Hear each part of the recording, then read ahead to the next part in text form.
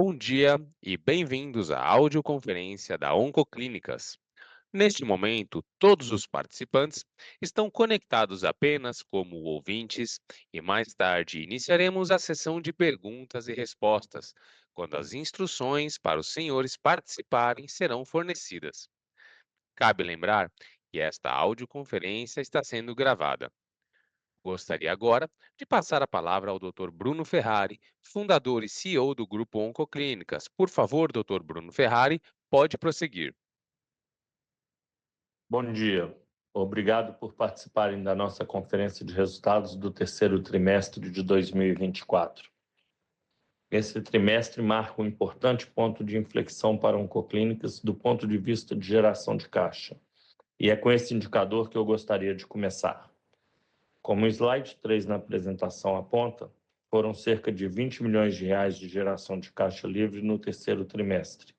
Ou seja, geramos caixa mesmo após o pagamento de juros, após todo o capex de manutenção e expansão e após dividendos pagos a sócios minoritários em algumas de nossas operações, nas quais não detemos 100% do capital.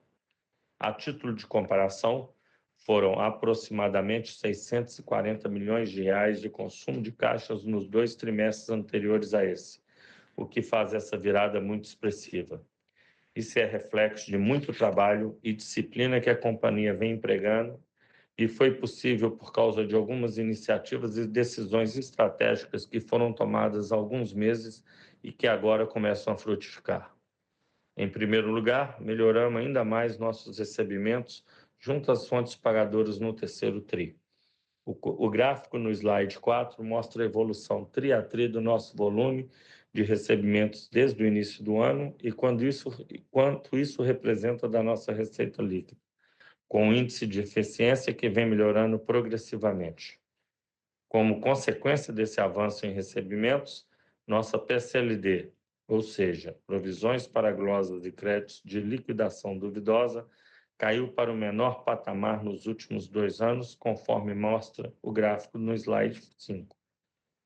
Em segundo lugar, slide de número 6, o total de desembolsos com despesas financeiras e capex reduziu de forma expressiva desde o quarto trimestre do ano passado, por causa do aumento de capital de 1,5 bilhões de reais concluído em julho de 2024. E por quê?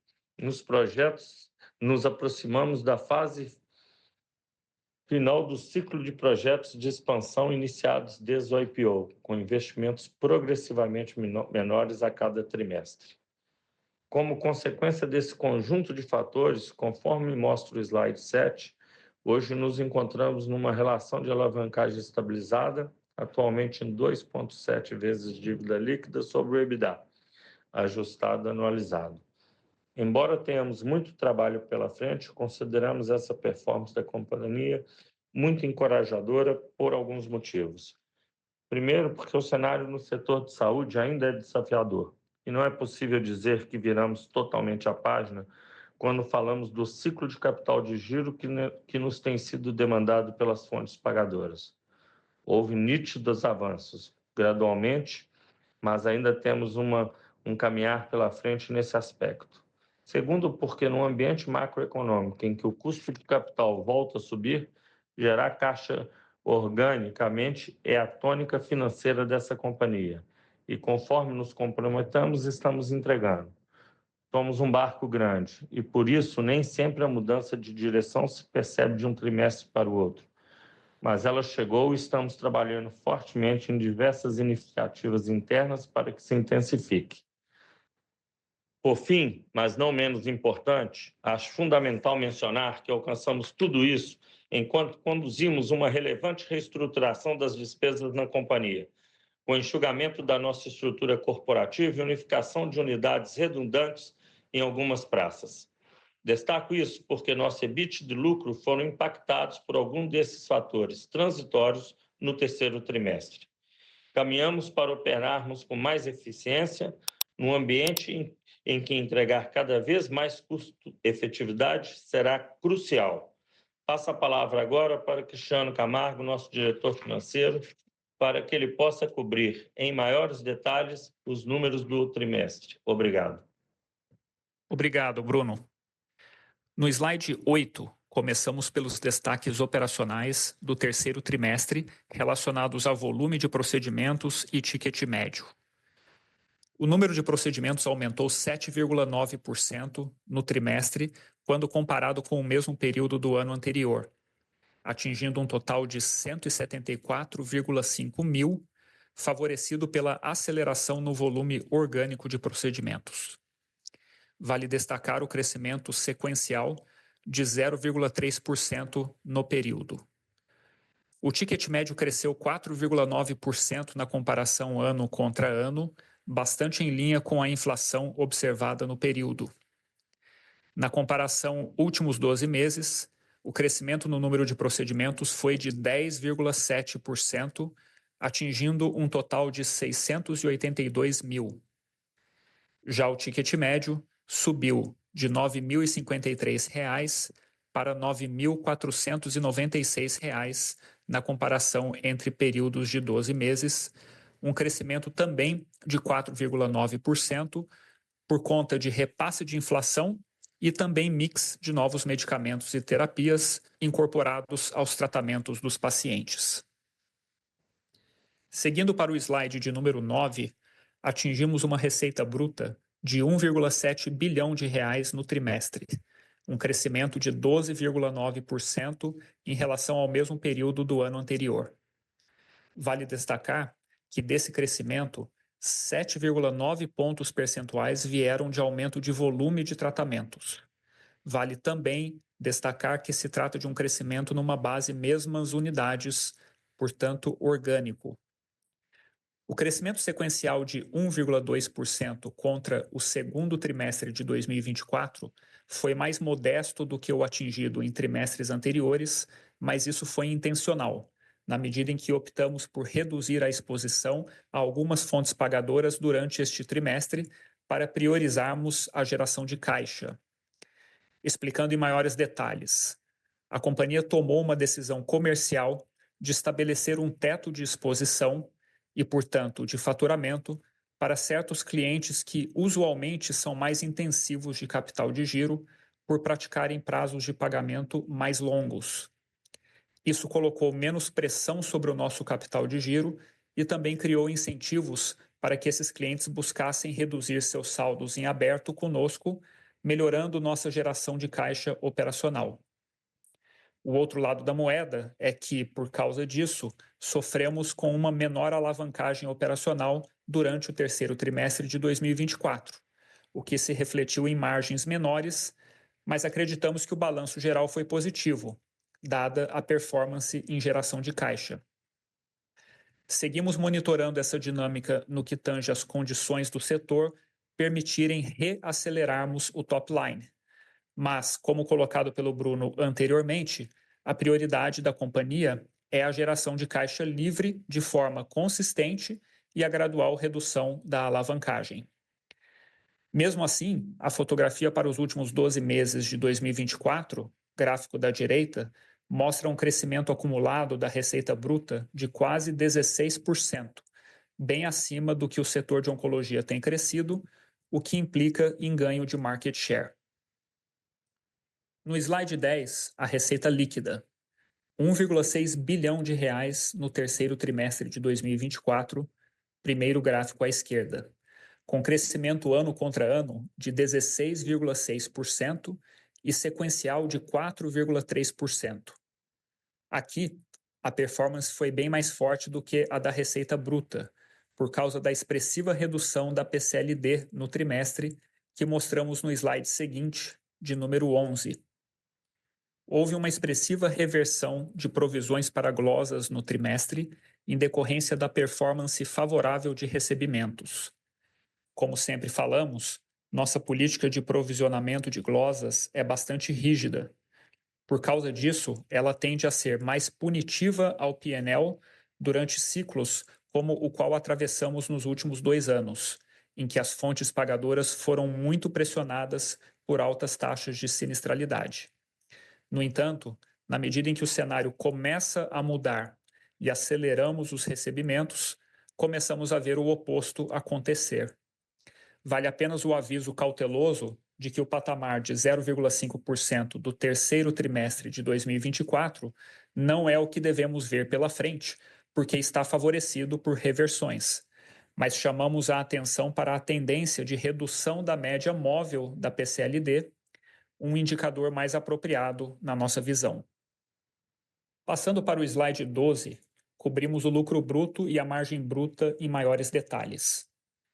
O nosso lucro bruto caixa foi de 551,7 milhões de reais no trimestre, 11,3% acima do reportado no mesmo trimestre do ano de 2023, com margem de 33,7%. A queda na margem bruta na comparação anual se deve sobretudo a mix de tratamentos, com o crescimento de participação de alguns medicamentos e tecnologias que, no primeiro momento, possuem menores níveis de desconto. Já na comparação sequencial, a margem permaneceu quase inalterada. Para o período de últimos 12 meses, terminados no terceiro trimestre de 2024, o lucro bruto caixa foi de aproximadamente 2,1 bilhões de reais, 9,2% acima do verificado no mesmo período de 2023. Passando para o slide seguinte, de número 13, as despesas operacionais caixa totalizaram 280,2 milhões de reais no trimestre, numa relação de 17,1% da receita líquida. Um crescimento dessa métrica, tanto na comparação ano contra ano, como na sequencial, por causa, sobretudo, de despesas de reestruturação relacionadas ao enxugamento da estrutura corporativa e de unidades em sobreposição, tendo esses itens totalizado aproximadamente 20 milhões de reais. Se desconsiderarmos esses efeitos, as despesas operacionais caixa teriam sido de cerca de 260,2 milhões de reais, ou 15,9% da receita líquida. Houve também menor alavancagem operacional durante o terceiro trimestre de 2024, uma vez que a companhia optou por reduzir temporariamente o volume de atendimento e, portanto, menor receita a determinadas fontes pagadoras com ciclos de recebimento mais longos, para impor mais disciplina ao capital de giro e, assim, priorizar a geração de caixa. Na comparação últimos 12 meses, as despesas operacionais caixa totalizaram 996,3 milhões de reais versus 856,9 milhões de reais no ano anterior, mantendo-se estáveis em relação à receita líquida em 16,3% durante ambos os períodos de comparação. O EBITDA ex-PILP, detalhado no slide 14, foi de 271,5 milhões de reais, com margem de 16,6%, comparado a 269,1 milhões de reais no terceiro trimestre de 2023. O EBITDA foi impactado por uma combinação de menor alavancagem operacional no período, em função da redução temporária do atendimento a determinadas fontes pagadoras, com ciclos de recebimento mais longos, e despesas operacionais mais elevadas, da ordem de aproximadamente 20 milhões de reais. Para o período de 12 meses terminados no terceiro trimestre de 2024, o EBITDA ex-PILP foi de 1 bilhão e 72 milhões de reais, margem de 17,6%, comparado a 1 bilhão e 37 milhões de reais no mesmo período do ano anterior, um pequeno crescimento de 3,3%. No slide 15, nosso lucro líquido ex-PILP foi de 8,9 milhões de reais no trimestre. Para fins de comparatividade com períodos anteriores, é necessário que olhemos para um conceito recorrente do lucro líquido, sem o impacto de reconhecimento de ativos fiscais diferidos. Nessa base, houve um crescimento relevante do lucro líquido sequencialmente.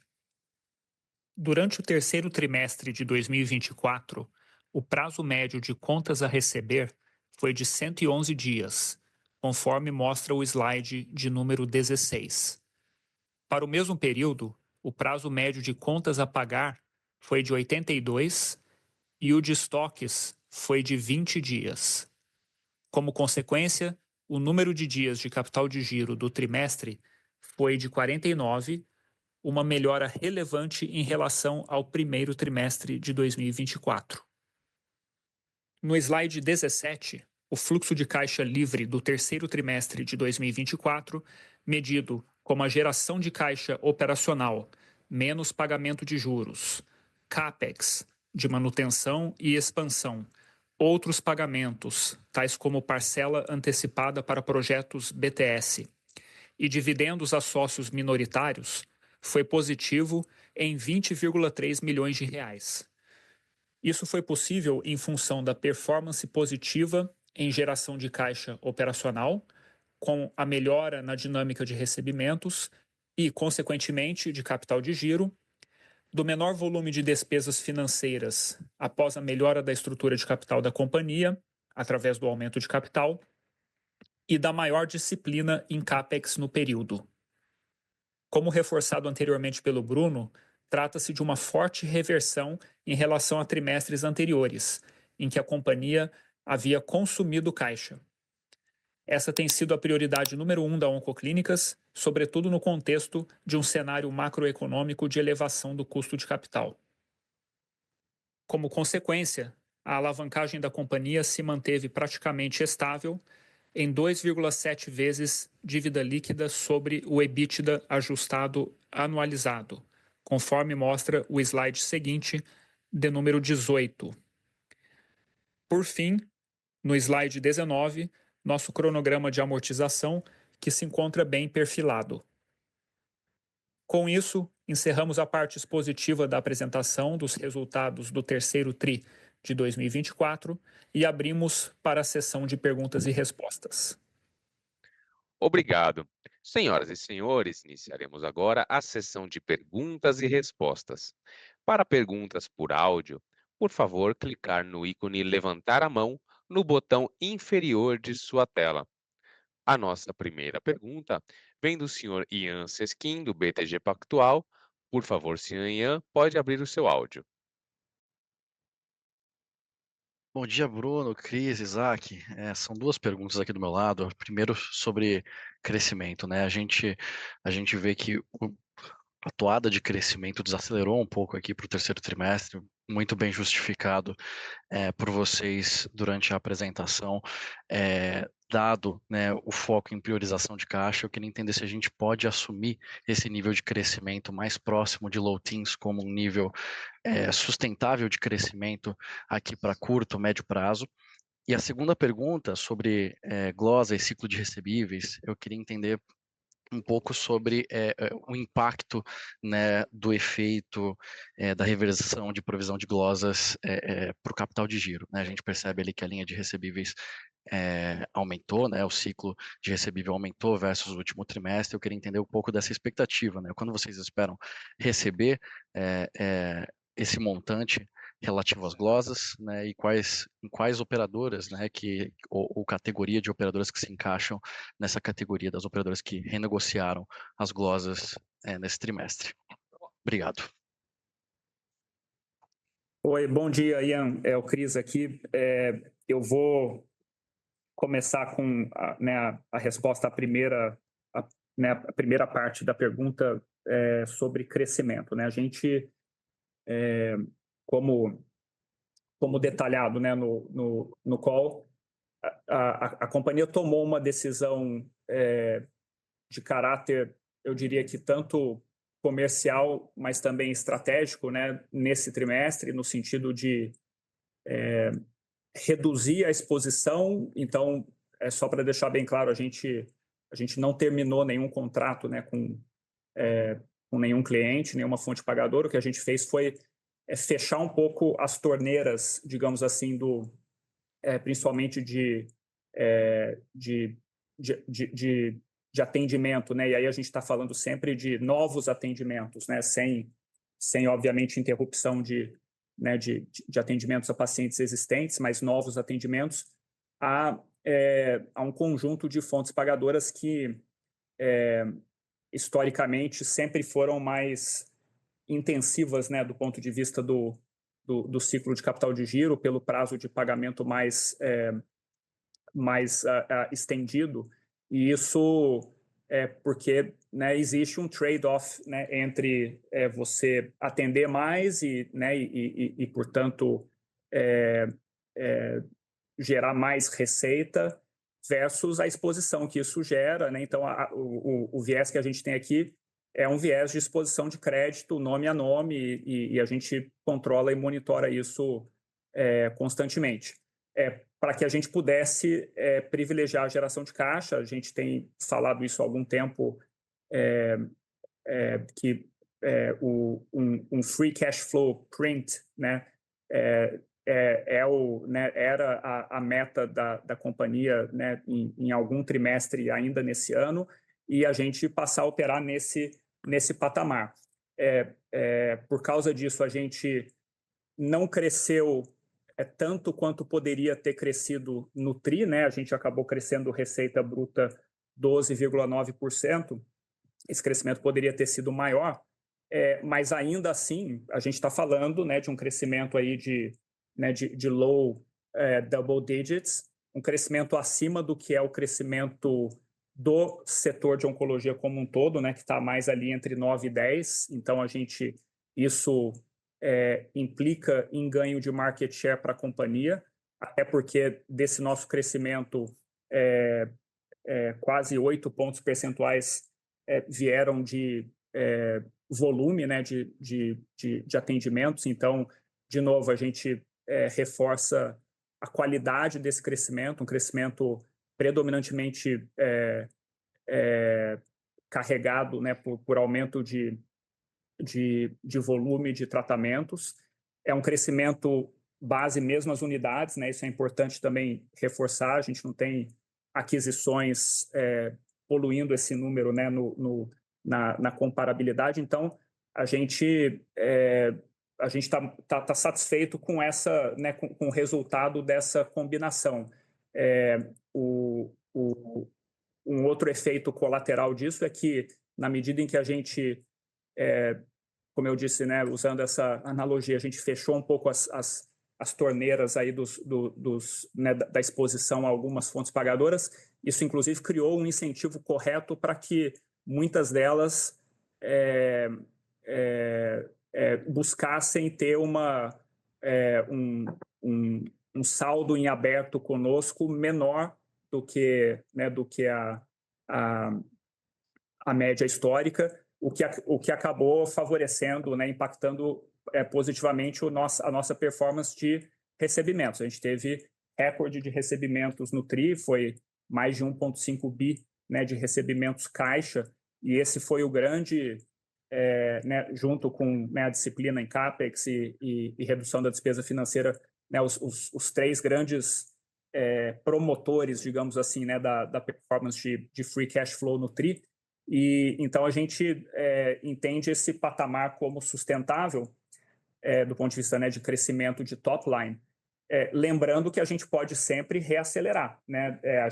A ideia aqui a gente segue monitorando a evolução, né, do setor como um todo, que tem sido, né, lenta, porém consistente, e na medida em que a gente, do ponto de vista aqui de gestão de risco de crédito, né, que a gente for captando aí os sinais de que a gente pode reacelerar, voltando a aumentar a exposição para nomes em relação aos quais a gente reduziu no TRI, a gente pode, isso pode ser o caso também para frente, mas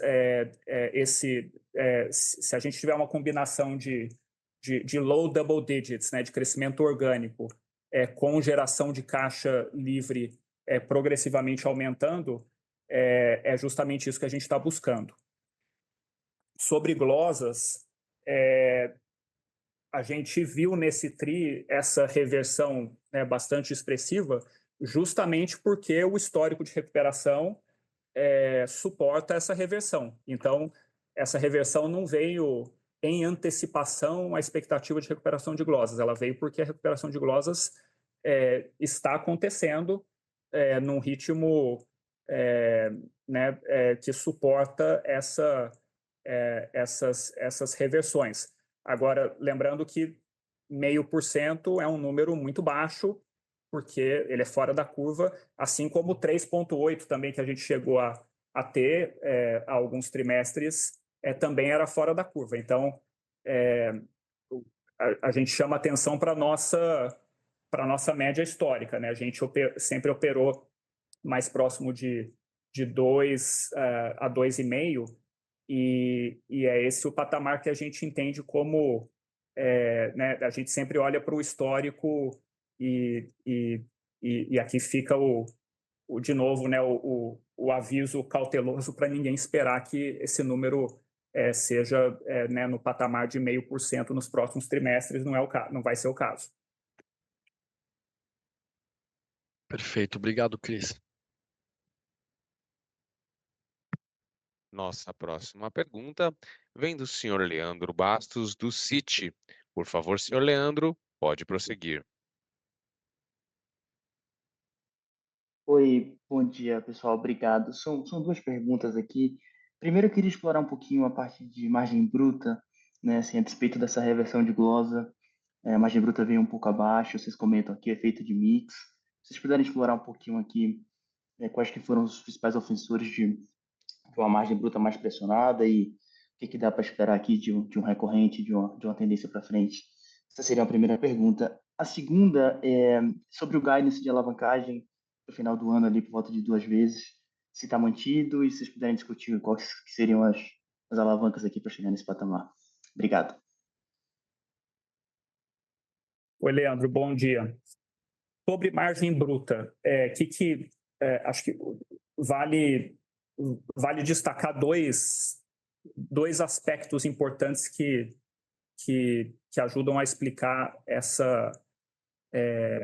esse print, né, nesse trimestre.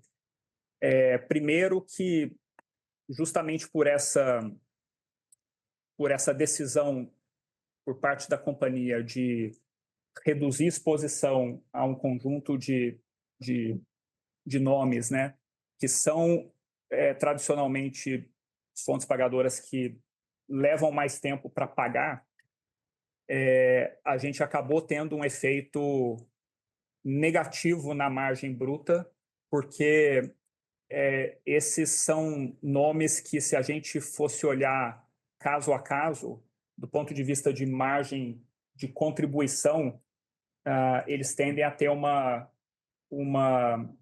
contribuição maior do que a média do conjunto de clientes, né, do portfólio de clientes da companhia. Então, na medida em que a gente fecha um pouco a exposição a esses nomes, a gente colhe os benefícios do ponto de vista de fluxo de caixa, mas isso acaba tendo impacto na nossa margem bruta, porque do ponto de vista de preços e tabela, né, a gente, se a gente for comparar com né, nome a nome, a gente tem um efeito de ter menos contribuição dessas fontes pagadoras no conjunto de receita né, e aí isso se transmite aí P&L abaixo.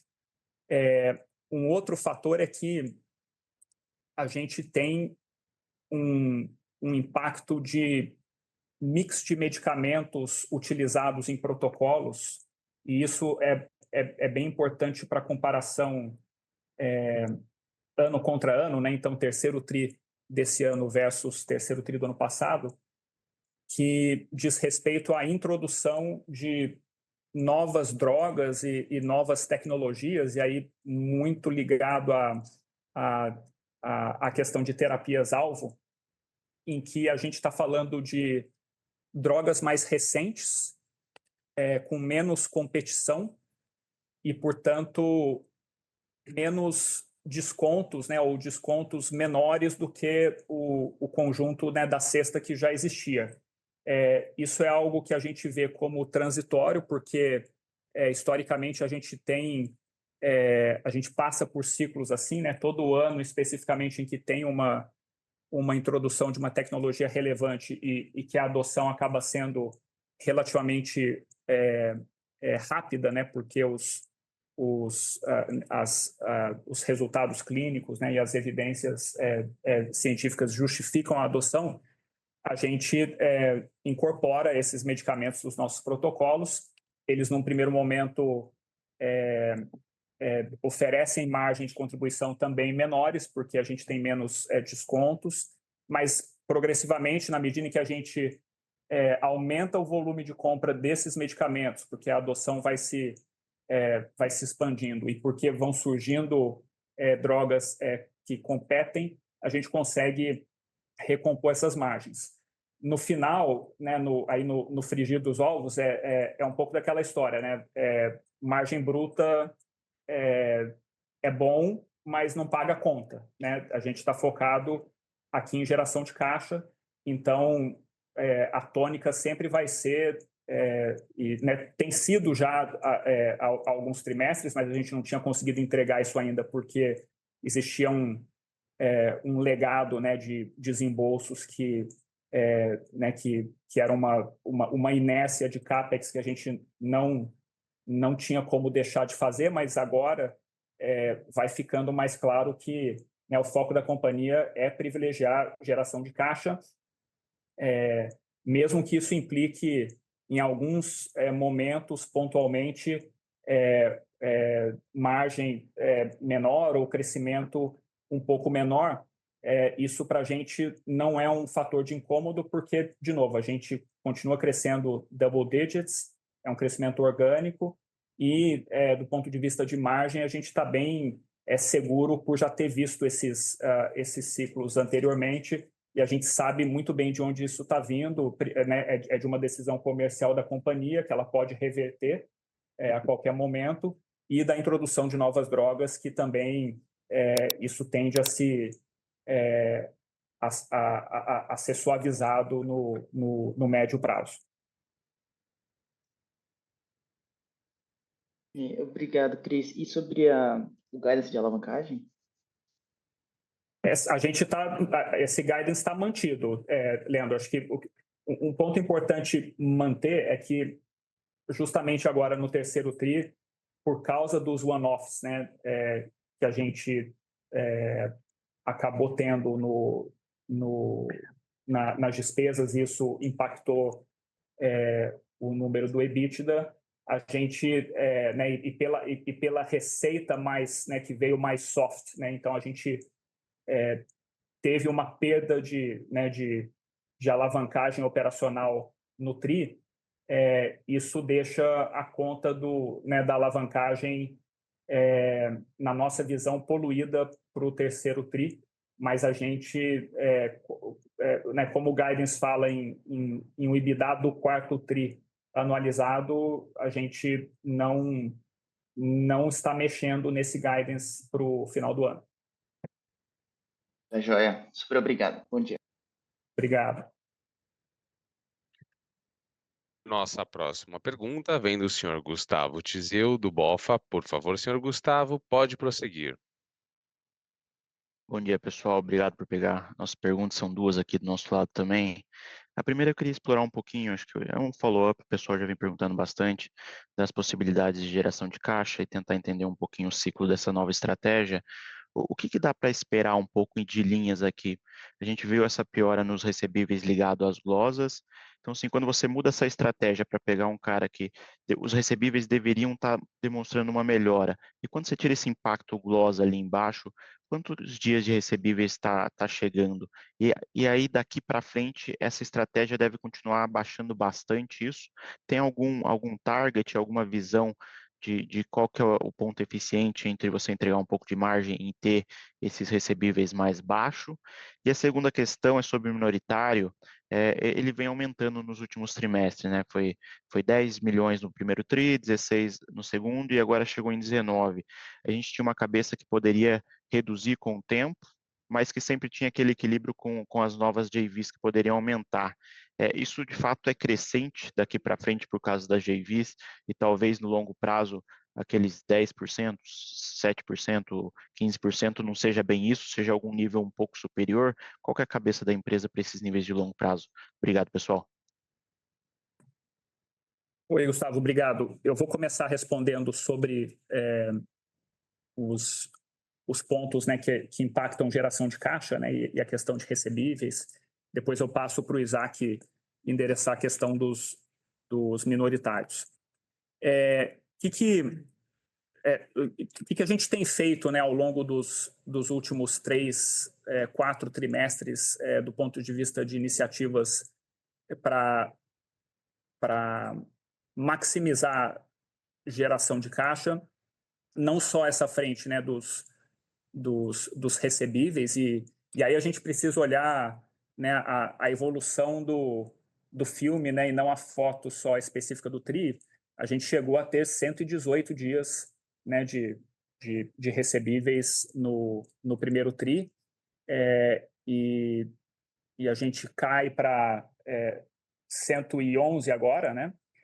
Lembrando que esse número ele está, eu diria que matematicamente impactado por reversão de glosas. Quando a gente reverte glosa, essa glosa revertida aumenta o meu contas a receber, então eu fico com um numerador maior, né? Então esse número ele é mais baixo do que o 111 nessa base ajustada, né? E é uma melhora que a gente tem visto gradual, não necessariamente ela vai ser, né, em linha reta, ela tem os seus solavancos aí ao longo do caminho, mas a gente começa, né, acho que dá para dizer que tem já uma melhora consistente acontecendo desde o começo do ano para cá.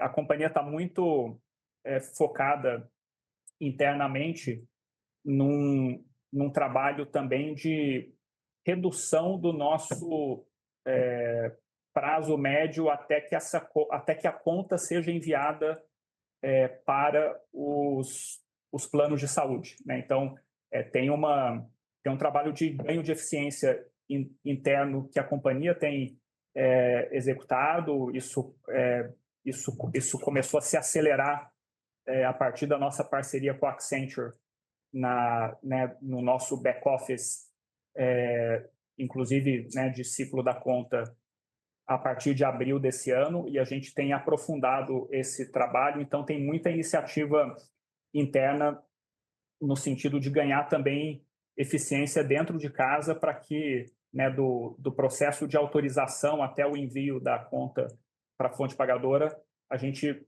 reduza gradualmente esse prazo de envio, e a gente já viu isso nesse terceiro TRI, e isso também está por trás dessa performance positiva que a gente teve de recebimentos no TRI, porque no fim, né, se a conta chega mais cedo para o cliente, ao invés dela ficar parada aqui, né, em alguma esteira minha interna, eu estou trazendo também benefício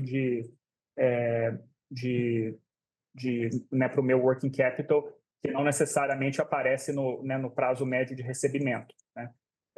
E aí, numa outra frente, tem uma revisão muito intensa que a gente tem feito de despesas na companhia, não só no nível corporativo, mas inclusive também nas operações, nas clínicas, reduzindo redundâncias entre, né, clínicas que operam numa mesma cidade, e isso está por trás, por exemplo, das despesas operacionais que a gente teve não recorrentes no TRI, né, porque isso está ligado, entre outras coisas, a severance, né, despesas de rescisão, outras despesas relacionadas à reestruturação, que vão trazer, na nossa visão, mais eficiência de G&A, e isso acaba impactando também em geração de caixa operacional e, portanto, né, favorecendo o free cash flow. Bom dia, Tizeu, bom dia a todos. Aqui é o Isaac. Para comentar sobre minoritários, Tizeu, assim, nesse trimestre especificamente, a gente teve muito one-off, né? Principalmente em reversão de PCLD, nas empresas que têm minoritários. Então, por conta disso, o lucro atribuível aos minoritários ele vai ficar maior do que a média dos trimestres anteriores. Obviamente, não incorrendo aqui em guidances futuros, a gente acredita, né, que o nível mais recorrente seja o que a gente observou aí no primeiro trimestre, tá? Esse deveria ser um nível mais sustentável daqui em diante. Ótimo, pessoal. Obrigado pelas respostas. Nossa próxima pergunta vem do senhor André Salles, da UBS. Por favor, senhor André, pode prosseguir. Bom dia a todos, obrigado pelo espaço para fazer perguntas aqui. São duas do meu lado, tá? Eu queria explorar um pouquinho mais o tema de PDD desse TRI. Olhando aqui o perfil de vencimento, a gente notou que linhas vencidas elas aumentaram um pouquinho nesse trimestre específico. Acho que a dúvida é mais entender como é que é essa volta à normalidade, vamos dizer assim, em termos de provisão do trimestral, né? Quando a gente olha mais para frente, que a gente deveria ver esse retorno à normalidade de uma forma mais gradual, ou de fato essa diminuição de provisão foi uma coisa que deve ser limitada aqui ao terceiro TRI, e já no próximo trimestre a gente deva ver, vamos dizer, níveis mais normais aqui, mais voltados para o histórico. E o segundo ponto é sobre a estratégia de B2C da companhia. A gente viu que tem 30 milhões de antecipação de contratos, né, de locação. Se vocês puderem dar um pouco de cor da gente, como é que seriam desembolsos adicionais aqui para futuros projetos, como é que a gente deveria olhar essa linha para os próximos trimestres? Obrigado. Oi, André, obrigado. Sobre PCLD, a tendência é que a gente, né, opere no patamar histórico, né? Então,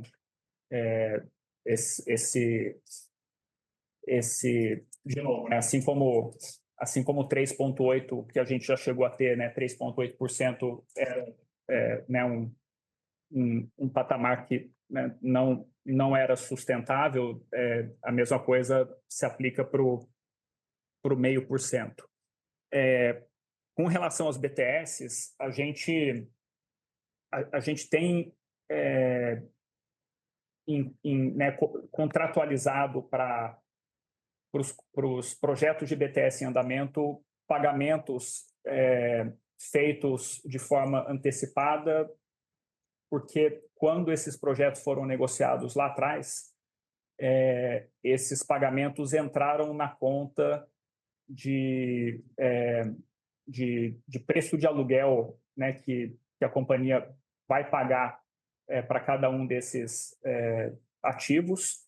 Então, na medida em que, né, que houvesse esses pagamentos, isso entraria como um fator para beneficiar a companhia quando essas operações começarem, porque a gente tem um aluguel por metro quadrado menor, e também uma carência de aluguel na fase inicial das operações desses projetos, justamente para poder favorecer o perfil de fluxo de caixa e de ramp-up desses ativos.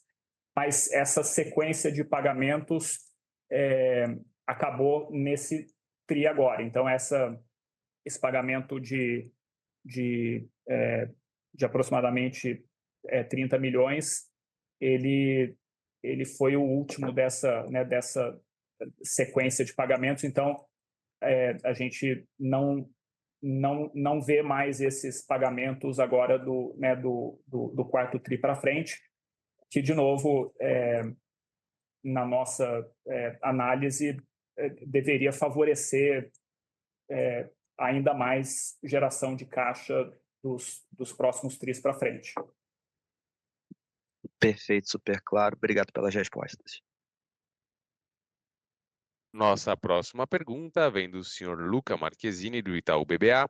Por favor, senhor Luca, pode prosseguir.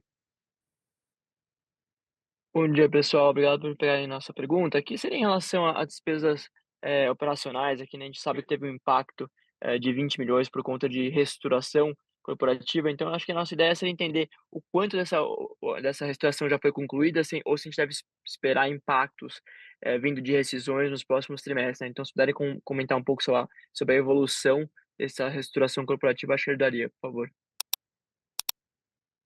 Bom dia, Luca. Aqui é o Isaac. A gente ainda tem alguns projetos internos de reestruturação acontecendo no quarto trimestre, tá? Ainda tem bastante coisa de redução da máquina, né, otimização de algumas áreas. Então, você deveria sim olhar impactos como esses, né, ainda no curto prazo.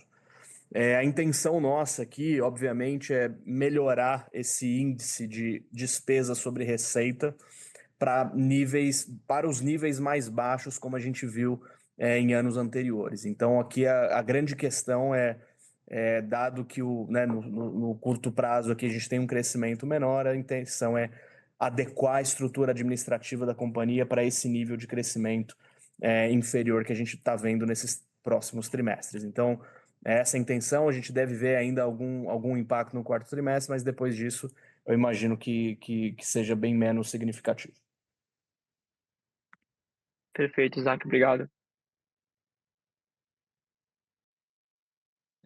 Próxima pergunta vem do senhor Strano Maria Estela Veronese, da JP Morgan. Por favor, pode prosseguir. Oi, pessoal, bom dia. Estela aqui do JP. Eu tenho uma dúvida em relação a ticket médio, então eu queria que vocês explorassem um pouquinho qual seria o mix do ticket. Então, o que acaba sendo complexidade no 5% de crescimento ano a ano e o que acaba sendo negociação de contratos. E ainda também sobre essa questão de negociação, como que está o relacionamento com as operadoras? Então, como que a gente pode pensar em negociação de preço para os próximos trimestres? Obrigada. Oi, Estela, bom dia. Sobre ticket médio, a gente tem ali uma quebra de... Ele é majoritariamente repasse de inflação, né? Então, 4,5%, aproximadamente 4,5 pontos percentuais